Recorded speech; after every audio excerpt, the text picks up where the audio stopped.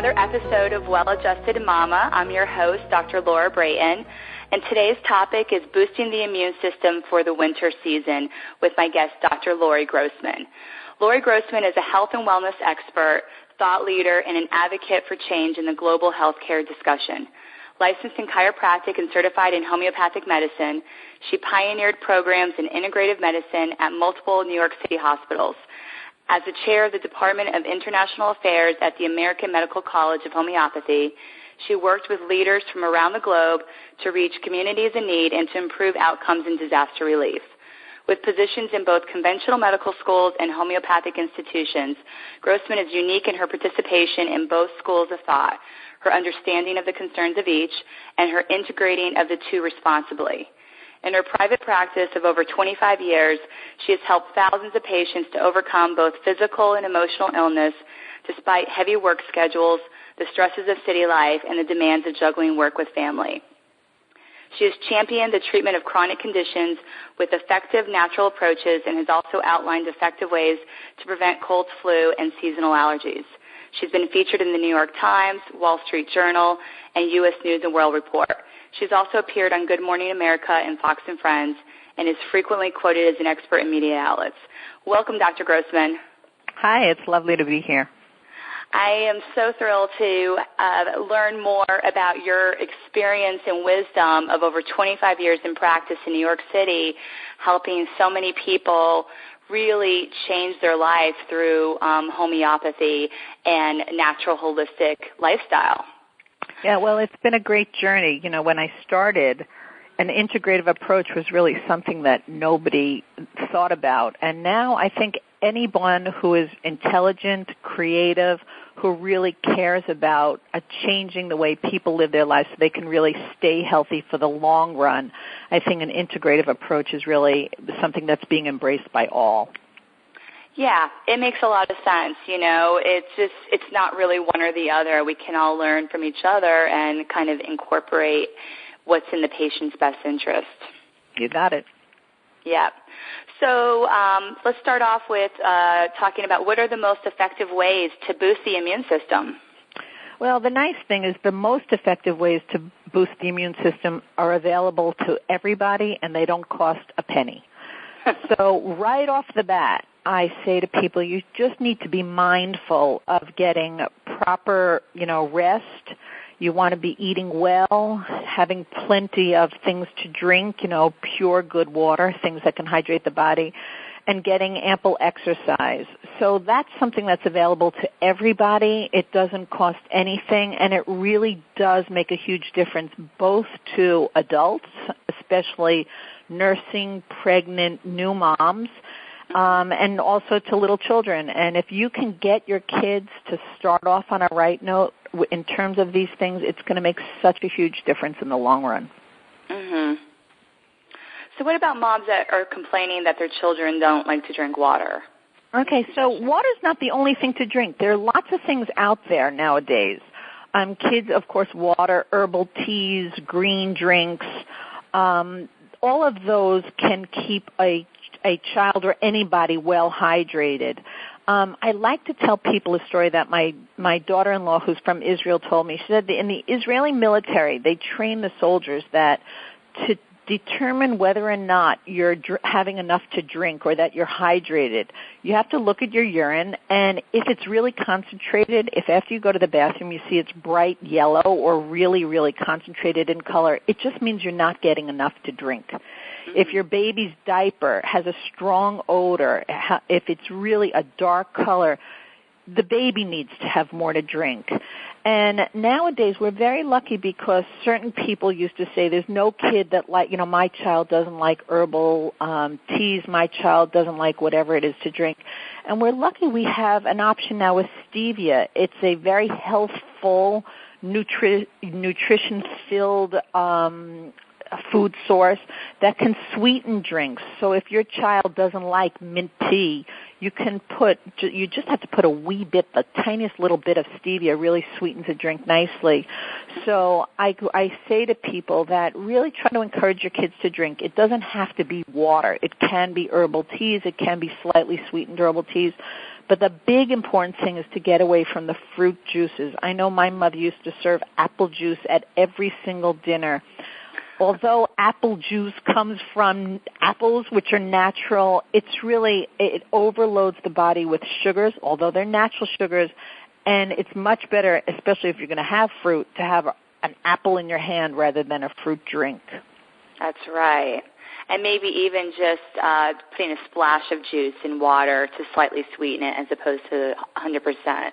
Right. A lot of mothers, very wisely, they just dilute fruit juices, which is fine. Mm-hmm. Cool. What else can we do to help boost our immune system? Well, I'm a fan of people eating foods within the season. Years ago, up until the 50s, we didn't have supermarkets that stocked vegetables from Chile and Europe and Mexico and all over the place. Everybody was forced to eat the vegetables and the fruits within the season, and that actually helped us because those things that are more available locally or from local farms in the winter, such as onions, garlic, sweet potatoes, the root crops, turnips, parsnips, those are all warming foods, ginger especially. These are all warming foods that warm the system. They help us to avoid colds.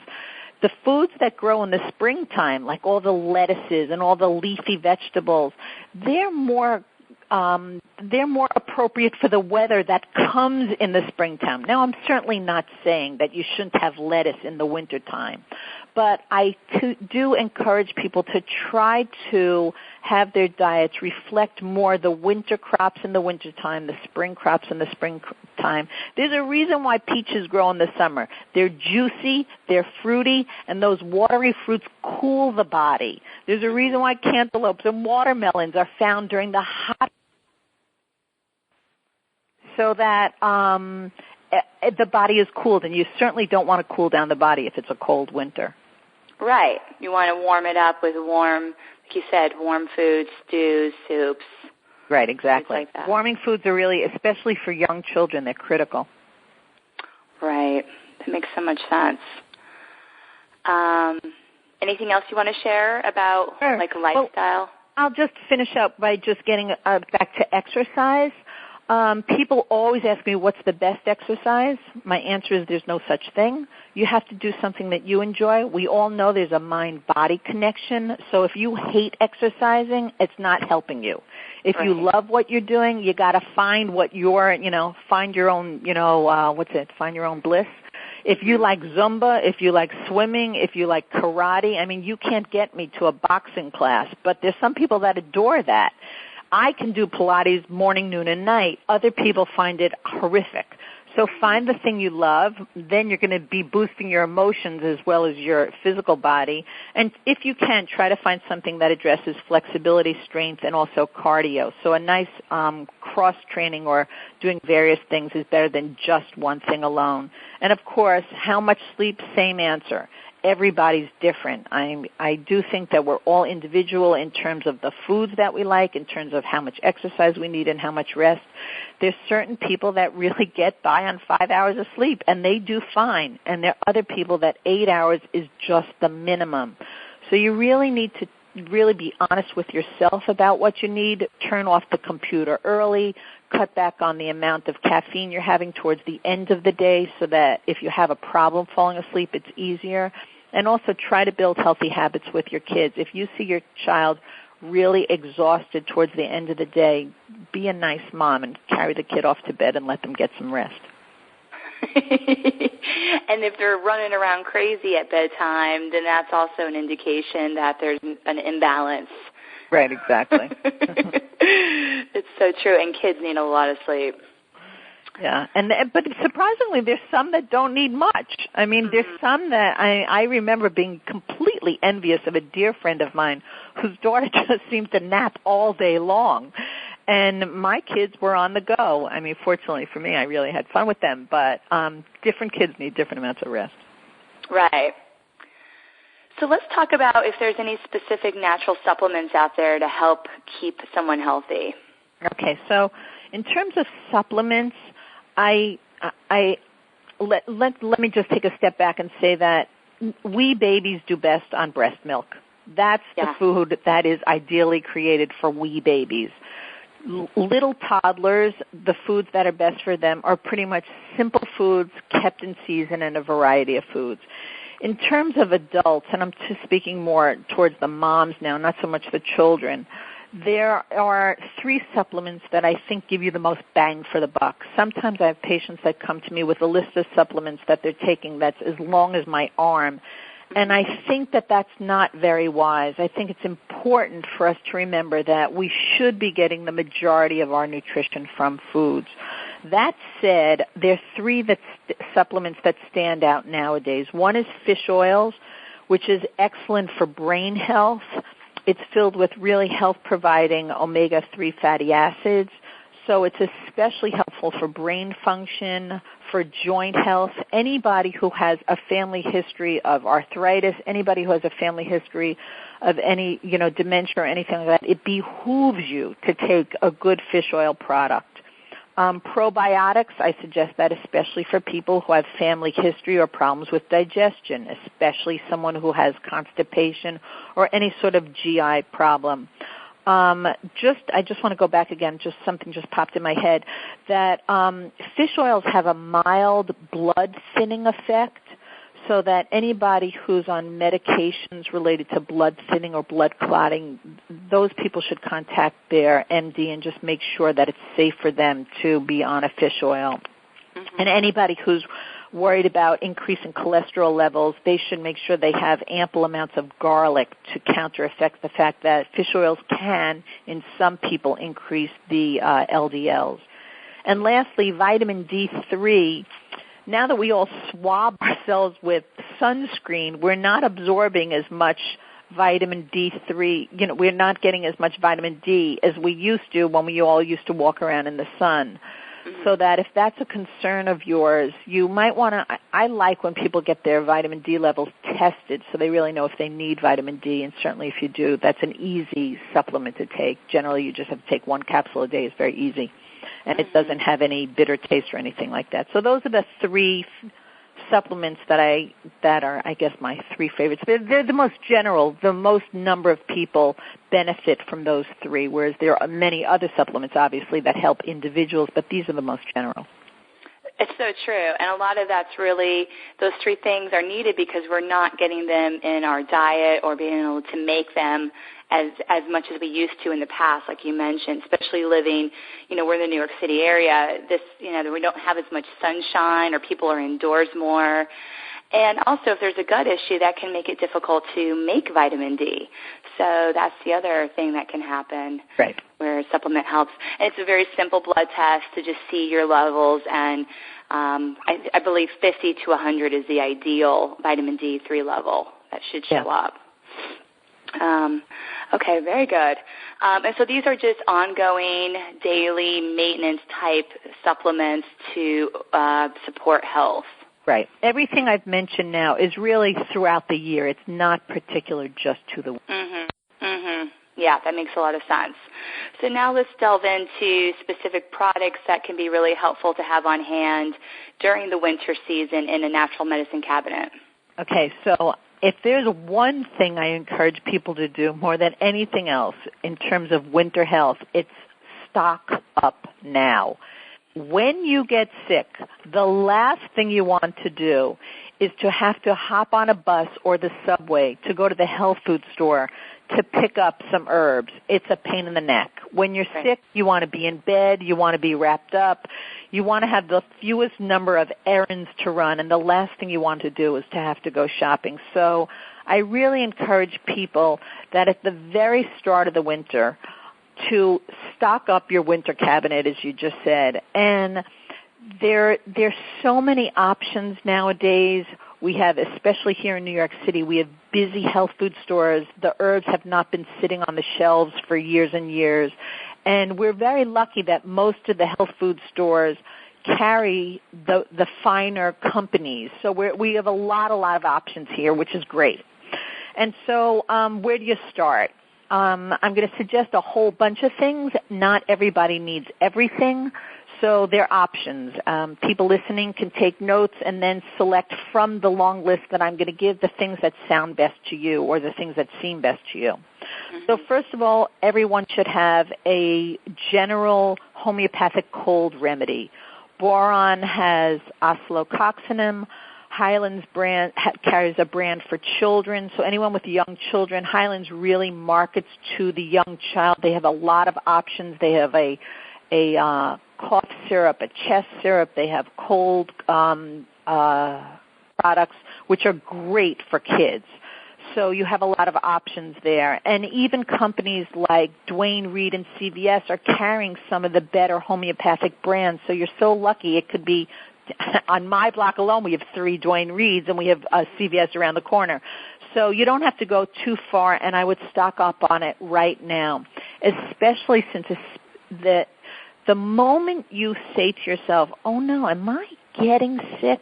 That's when you should start to take the herbal or the homeopathic supplements for a cold. Do not wait a day or two when you're saying, oh, God, I am sick, because most of the herbal products, most of the homeopathic products, and a lot of the other supplements are most effective at the very first sign of a cold. You can nip it in the bud and prevent it from coming at all.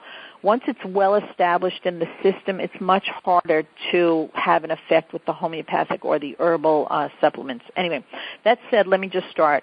I guess the number one herb I must mention is echinacea, because many naturopaths refer to echinacea as nature's antibiotic. It can really address the most, things. It's good for colds, it's good for flu, sore throats, respiratory tract infections, nature's antibiotic, echinacea. It often comes together with golden seal, which is another herb that really enhances the immune system.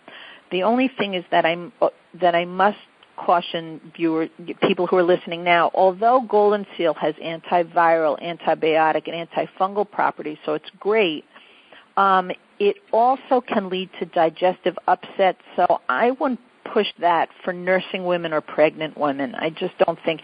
It's very bitter. If you ask me, it tastes absolutely awful. And if you're going to buy it, then make sure you get it flavored, especially if you have taste buds like mine. I mean, it's very helpful for colds, sore throats, flu, ear infections, but really you need to be careful. Anybody who is digestive upset, I would avoid the golden seal completely. Mm-hmm. Other herbs are astragalus, which is great, excellent treatment to prevent the common cold. I always tell people that if you know your child's going to school and there are other kids in the class that have colds or the flu, or if there are other people at your workplace that have the cold and the flu, then you could take small doses of astragalus as a preventative. Now, I do not like when people take herbs daily as a preventative. If you're going to take herbs as preventatives, I always say to people, do not take them on the weekends. So you can take it 5 days on, 2 days off. That makes sure your body's still working and not becoming lazy because you're taking a product that's an biotic or an antiviral. Remember, though, astragalus is not to be used if anybody has a fever. So as I said, each herb has its different pluses and minuses. So golden seal, you don't want to give that to someone with a sensitive tummy. And astragalus, you don't want to give that to anyone that has a fever. Oregano oil is another fabulously effective antiviral supplement. It's very multi-purpose. I always take it with me when I travel because it's so easy to use. But oregano oil is not to be used during pregnancy. So here, too, that's a good thing to pass around if anybody's going to be taking oregano oil. So just to repeat the cautions so that everybody has that, golden seal, you're not going to give that to anyone with a sensitive stomach. Astragalus, don't give that to anyone who has fever. And oregano oil, certainly not to anybody who's pregnant. And just building upon that, ginger is the herb that we recommend for anyone who has the chills. It's the best warming herb, so it's great for people who have sore throats that come on with a chill. And I guess you get added benefit because it's really good for digestion. It's great for anybody who has a lot of gas. You could pass that along. some women who have nauseousness of pregnancy, they find that ginger capsules help. Not everybody, so just try a small bit at first and see if that helps you. But it's a real warming herb, not to be taken by anyone who is really hot and sweaty, but it's great for warming people who have the chills. And just a couple more. Zinc comes in lozenge form. It's a great immune booster. It has antiviral effects. And it also comes in sprays. I can't stand the taste of zinc, not quite as much as I can stand the taste of golden seal, but I do force myself to take the zinc because for me, for sore throats, it's fabulous. It really is effective. But some people do prefer, they make zincs in nasal sprays, so you can take them in that form. I don't know many children that like that, but certainly adults. And last but not least, good old vitamin C that supports the immune system in a very different way because it stimulates white blood cell activity. So that's a lot of different supplements. You don't need them all, but I would certainly, at the very, very start of the winter, stock up on at least a few of these so that you have a lot of options once the winter season is fully in effect or once kids start coming home from school with colds and coughs and once the workplace starts to fill with people sneezing all about you. Right. I have a question. The oregano oil, what's the best way? How do you take that? I generally tell people to take it exactly as it's printed on the label. It comes in liquid form, and you can get it in a health food store. Remember that if on most labels it says for adults and then it says for children. Remember, if a label does not say have a different recommendation or a different dosage for adults and children, generally when they're talking about on a label a dose for herbs, it's based on a 150-pound adult. So you're going to decrease the amount you take based on the weight of the adult or the child. So if someone only weighs 75 pounds, you're going to only give them half as much. Okay, that doesn't say particularly, but that's what the labels generally are geared towards. And you just put that right in your mouth. Yep. Okay. Now, for any time you're giving any liquid to a child, first of all, you can mix it in cereals. Homeopathic medicines you don't want to mix in food because those are the most effective when taken on an empty stomach, not with something to drink, not with something to eat, and certainly not by any other medication. Herbal supplements you could take with food. You can mix it in a cereal. You can mix it in oatmeal. You can mix it in, yogurt. But if a child won't take it, if you ever put it in a child's mouth, best to put it into the side of the child's mouth rather than in the front. Number one, the child tends not to bite on the pipette that way, and also they tend not to spit it out as much if you go into the side of the mouth. Just a little trick. Oh, that's a good one. I've never heard that before. Yeah. For me, when I'm taking vitamin C, I like to take it with food because it can potentially upset your stomach. Right. Some people can take. When I take just a multivitamin, I can't take it early in the morning because my stomach it's too sensitive to that. So you could play around with what you take it with, and you could play around also the time of day. Right. And also, some people listening don't live in the New York City area. So if you live somewhere perhaps where there's no health food store, is there any great resources online that people could order this and have it on hand? Well, nowadays there are many resources online. Yeah. Dr. Deborah Gordon is a close friend of mine, and to me, one of the most well-versed MDs in terms of supplements and nutrition. Her website offers the finest brands of vitamins and supplements. She researches them tirelessly and constantly updates her list so that the brands that she carries, it's drdeborahmd.com. I find that she is the kingpin when it comes to offering really good advice on supplements and nutrients.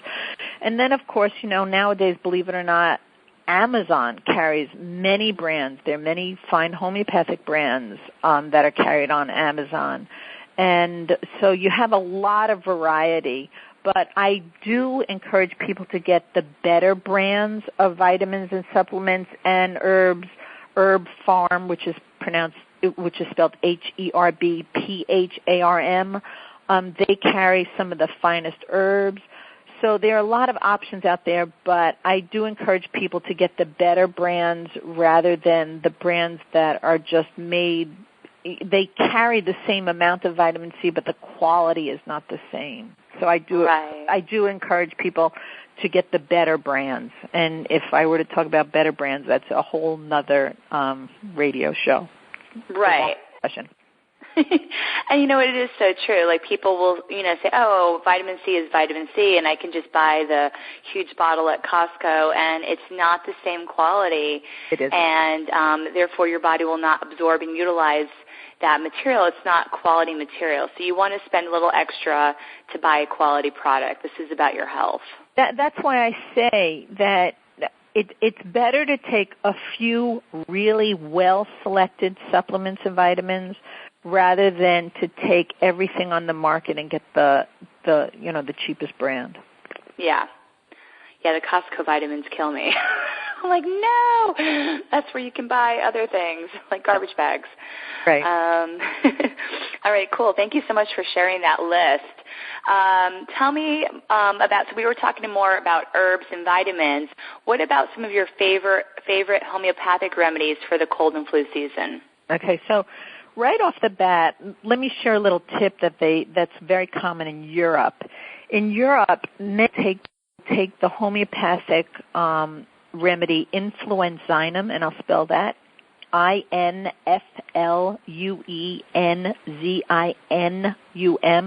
You can order it from most of the homeopathic companies in the U.S. We have a lot of really good companies here.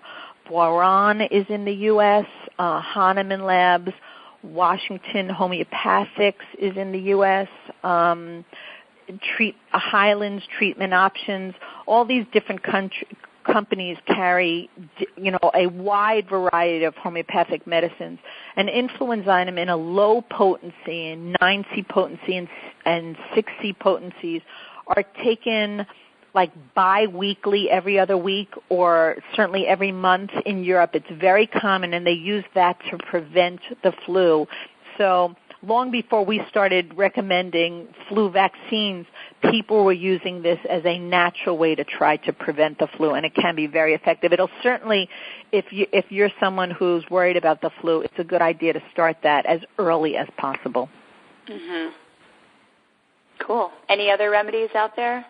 Well, the other remedies that I can mention, so now say after everything I've talked about preventing winter illness, say you finally, for whatever reason, your immune system is low, you've been under tons of stress, you've been eating crapola food, you haven't been resting, you've been sitting there like a couch potato, and you get sick. So what can you do?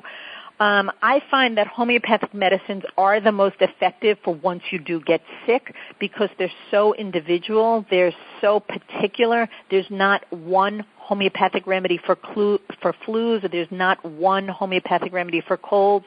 They're very, very individual.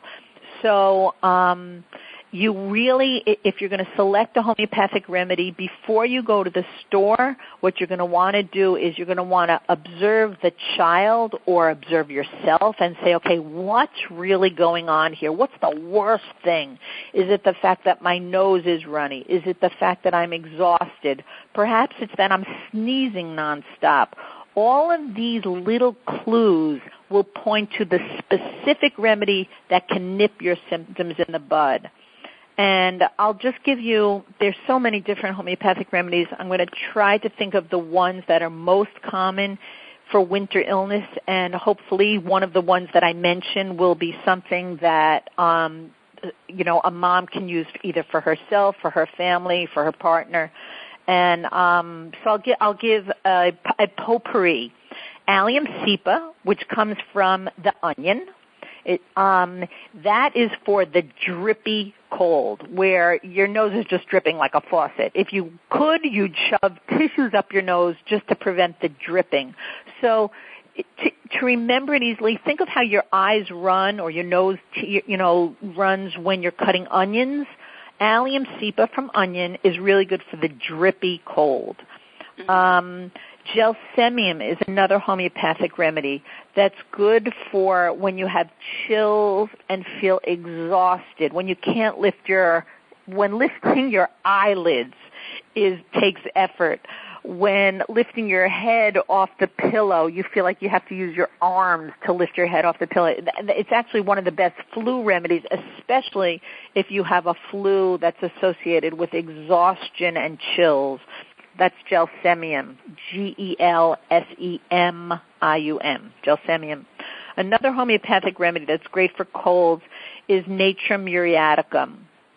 And Natrum muriaticum is great for the cold that begins with sneezing and lots of thick, clear nasal discharge. So Allium cepa is more for the just drippy nose, whereas Natrum muriaticum is good for that thick, kind of like egg white. You know, when you look at an egg white, raw egg white, that's what it seems like the discharge is from the nose. And also, Natrum muriaticum is a great remedy for cold sores. So if you have a cold and you have some cold sores on your lip, thick nasal discharge and sneezing, then Natrum muriaticum is really the thing that can nip that in the bud for you. Another great sneezing cold remedy is Nux vomica. And it sounds like vomit, but you're not going to be vomiting if you need this remedy. What you're going to be is chilly, irritable, sneezing, and perhaps coughing. But it's usually the irritability that marks the patient or the child or the adult that needs Nux vomica. It's a remedy where just nothing seems to please this person. Nurses who work in hospitals are usually very familiar with the Nux vomica patient. That's the patient that keeps ringing the buzzer that says, "Can't you bring me something to drink? I told you I needed another blanket hours ago." So if your child is yelling at you when they have their cold, this might be just the thing that will not only get rid of their chills or get rid of their sneezing, it'll also get rid of their irritability. Just the opposite of that is the remedy pulsatilla. Pulsatilla comes from a beautiful flower that has a very watery stem, and it has a beautiful color petals, and that can help you remember the child or the adult that needs pulsatilla. Usually their nasal discharge, the mucus is like a yellow-green, so like the petal, it's colored. Unlike, remember what I said about Natrum muriaticum, the nasal discharge is clear and thick, and Allium cepa, it's also clear. But pulsatilla, there's a color to the discharge, usually, thick, and it's usually yellow-green. And usually the child feels warm. Remember I said it's the opposite of Nux vomica. They feel chilly. Pulsatillas feel warm. And the sweetest thing about pulsatilla is she wants to be comforted. This is the child who, while she's sick, she wants to have a tea party. She wants you to play games with her. It's a very big child's remedy, big remedy for children. And usually the children who need this, you want to take care of them. You want to take a day off of work so you could stay home and have tea parties and play board games and play Chutes and Ladders and Candyland. Whereas Nux vomica, you can't wait for your good friend to stop by and say, "You want me to watch him for a little bit so you can get a break?" And you'll take them up on that deal in a second. So pulsatillas, not only do they have this kind of warmth about them and this kind of lethargy that's associated with the illness, but they also have a sweetness. You want to be taking care of them. Nux vomica, you can't wait for the babysitter to show up or your partner to come home from work so you can take a break. But let me explain a little bit on how to take homeopathic remedies, because many people do not know this, unfortunately. Mm-hmm. They come in many different potencies. The best multi-purpose potency, at least for the lay person to use, is the 30C potency. So if you're going out to purchase any of these remedies, look for the 30C potency. Every homeopathic remedy, it comes with a potency associated with that that's marked by a number and a letter. So 30C is the best multi-purpose dose. And the way to take the remedies is you take 2 to 3 pellets 4 times a day. And once you see the child, or once you feel yourself responding to the remedy and your symptoms stop, you stop taking the remedy. So it's unlike medication. Medications, remember, when you're given a medication for, say, high blood pressure and your blood pressure comes down, then you stay on that medicine. With homeopathy, it's different. You allow the response to happen, and then you let your immune system take over from there. So you take the remedy, say 2 pellets 4 times a day, and once you find that the sneezing has stopped, or you don't have chills anymore, or your nose isn't running anymore, then you stop. That means your body has responded to the remedy, the immune system has taken over. If the symptoms come back, then you start up again. But as soon as the symptoms go away, you stop again. Another thing to remember is that homeopathic remedies come on these little sugar pellets, and the active ingredient is sprayed on the outside of the pellet, so you don't want to pour the pellet into your hand and then into your mouth, because then the active ingredient is going on the thick skin of your palm and you're not going to get any. You want to pour it either into the cap and then into your mouth or onto your tongue, or else you want to pour it onto a spoon and then into your mouth. So on or under the tongue, but do not pour it into your hand first. And the reason being, it's not because it's voodoo. It's because you don't want the active ingredient just to be wasted on your hand. You want it to go in your mouth. It makes a lot of sense. Yeah, and most people don't understand why, but that's the reason. Right. Cool. And I think, what's so beautiful, and I've had a couple other interviews with homeopaths, and I just want to emphasize this, and I want to point out this point, is you mentioned physical symptoms, but you also mentioned emotional states. Right. And what's beautiful with homeopathy is it is about addressing both, because the mind and body are so connected, you really can't separate the two. Right. And it's funny because sometimes when a kid gets sick, it's the emotional symptoms that stand out more than anything else. Mm-hmm. Children who benefit from nux vomica, they're so damn irritable. You bring them something, they throw it down. They yell at you because the temperature of the tea isn't perfect. And sometimes just restoring their sense of calm or their sense of, their basic healthy personality, that's a godsend to a parent who's juggling several sick kids. And remember, if there's an illness running around the family, sometimes all the children need the same remedy, or everybody needs the same remedy. Oftentimes that happens with the flu, or especially that happens with the flu.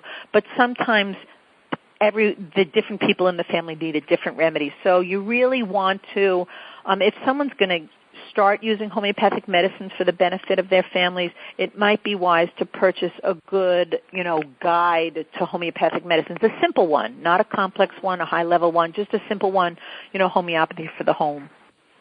Oh, okay, that's a good one. Homeopathy for the home.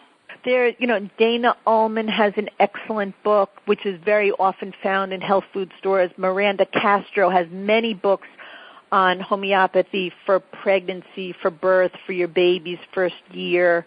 So there's several authors that have excellent books, in beginning homeopathy. Mm-hmm. Yeah, just to have a little guidance. Right. And recognizing that even the same, quote-unquote, the same virus could be amongst the family members, but they need different remedies because they have different personalities and they're exhibiting different emotional states from that, sickness, so to speak. And it's nice to have the book at home, because then you could read the chapter on the most common homeopathic remedies for colds, read it at home, and then decide which homeopathic medicine you're going to purchase, instead of standing there in the health food store trying to figure out from, whatever information's at the store. You really can go there with a lot more confidence. Yeah, you're an educated consumer. An educated consumer. Well put. We like those. Are there any additional modalities that you recommend for people to help boost their immune system? Well, let me start off with something that, of course, you know very well because you're a chiropractor. Chiropractic adjustments are great. Yeah. They're not just for backaches, and they're not just for headaches, and they're not just for neck pain. A chiropractic adjustment will ensure that the nervous system is functioning well, that the organs are getting the proper feedback from the brain, and so that will help to restore balance as well. So that's one. Another, I'm very fond of water therapies. I don't know, I love to swim, so maybe that's the reason why, but let's not forget the things that our mothers and our grandmothers and our great-grandmothers did. There's nothing like a hot bath to help a child with the chills. Epsom salts are absolutely wonderful. They help draw toxins out of the body. They help provide minerals to the body, so they have a lot of functions. You can buy Epsom salts anywhere, in any pharmacy. They're sold. They're easy to get. Some people prefer sea salts. There are a lot of companies, Ahava sells sea salts from the Dead Sea, which I find have a lot of mineralization. And they're very, very helpful. The warmth of the bath will help to provide moisture to the skin, to the body as well. They help detox the body. They also will help drain phlegm. The more water you have in the body, especially a child who doesn't like to drink, this is the child that a bath is excellent for, especially if you make sure you close the bathroom door. And so the steam provides a lot of hydration for the body. It adds moisture to the air, and it'll thin secretions, especially anybody who has, a real thick cough or thick mucus. This will help it. There's a nice trick that Dr. Amy Rothenberg, a naturopath from Connecticut, taught me years ago, and I find it fabulous. It's the foot soak. And first of all, a nice warm foot soak will help anybody with chills. But anybody who has a lot of congestion in the head, one of the most effective ways to draw that congestion from the head is to take a nice hot foot soak. And while the feet are soaking in the hot water, you take thin cotton socks and you soak them in ice water or very, very cold water. After you dry your foot very, very well, and after you wring out all the cold water from the sock, you put your feet into the cold sock and then cover that cold, thin cotton sock with a nice, thick wool sock or a thick sock. And as the body sends, the circulation goes around the foot and it warms the foot from the cold sock, it drains the fluids from the head. And it's a fabulous way of really, when anybody has one of those really congestive colds or even a congestive headache, it's a wonderful way to decrease those symptoms and provide a lot of comfort to someone who has any sort of, real full head cold. It's a great little trick. I love it. And, of course, moving on with water, there's always, gargle with salt water if you have a sore throat. That's something that my mom always said to me, and I think she's a smart lady, and I pass that along.